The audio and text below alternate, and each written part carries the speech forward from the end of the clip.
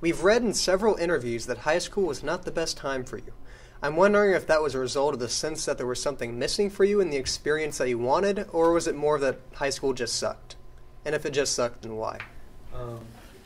I mean, there's definitely a big part of, like, I was thinking today, like, coming here and like, the sort of questions that I would ask in high school, and I noticed that, like, after high school I got really quiet. When I got to college I was, like, really quiet and we focused on, like, studies and stuff like that. And I don't know, it didn't suck, but there was the things like for him. Because, and I think this goes for all of us, when you're in school and you kind of have a passion and you don't know what it is. Maybe there's one teacher or maybe two teachers that pull that out of you. And I was lucky enough in high school that my music teacher picked me up from school every day.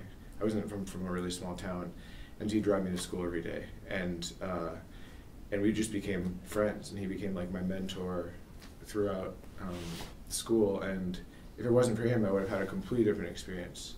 And that was the light for me. And I think I had that experience in college as well. And I think I didn't find that till college. I was very alone.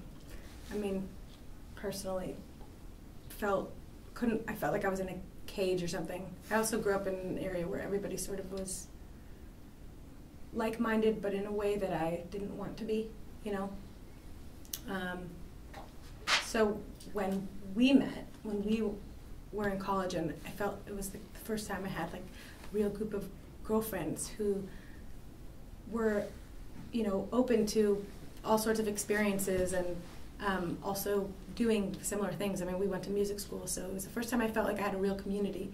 So for me, it was a time where I couldn't wait to be out of that time. But, you know, I mean, Pete was really lucky with his experience. And, you know, there's definitely some teachers that I remember. As long as you have, like, a couple of those teachers, I think that's everything. It really is.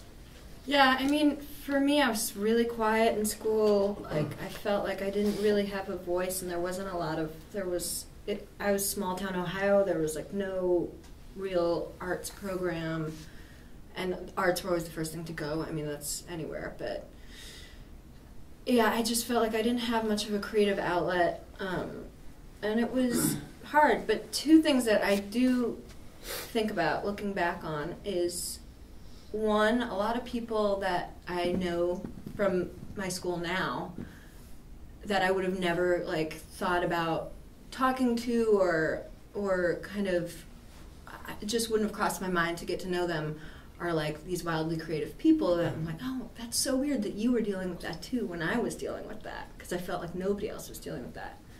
And that is cool to look back on. I wish I would have, like, opened up a little more to a few more people. And the other thing that I think is important to think about is that the only person that you're definitely stuck with forever is yourself. And so that's the first person you need to impress and fulfill. And that's become an important lesson, like, later on in life, for sure. I also think that that high school is that formative time where you're just starting to figure out what it is you might take seriously in your life. And if that is a creative thing, you'll have a lot of people telling you that that's not the right thing. And it's, you know, there's a lot of adversity when you choose a creative path. And even to this point, you know, even the point that we're at, there's still, like, walls that say, like, are you still going to, you know, keep doing this? Are you still going to go after this? And that's scary. And I think that that's probably why the girls had the experience that they had, and why Pete had the experience he had. And that's what I have to say about that.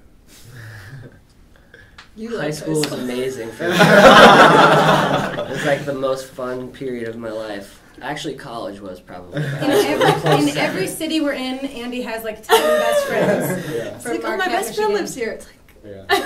And you grew up in like the most. I mean, you grew up in one of the most beautiful Yeah. places. So it's not all bad. Yeah, totally. No, it's not. It's not all bad, and that's not the point. Yeah, everyone's experience is different. Yeah.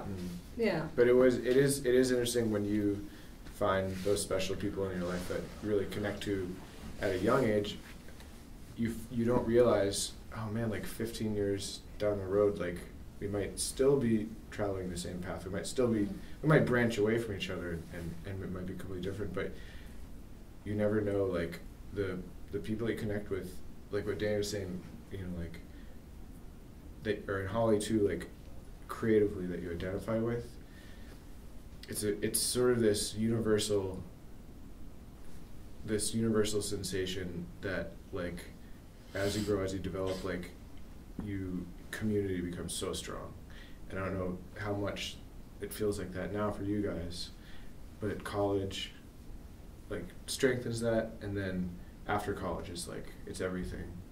And so that was something, you know, in high school, you know, we had or we didn't have or something like that, but there's still people that I'm as connected to, you know, 15 years later for the exact same reasons. So, you know, I think we're all lucky that we had a few people like that. And now we can crash on our couches when we're traveling around the country. Which is what we did. Yeah.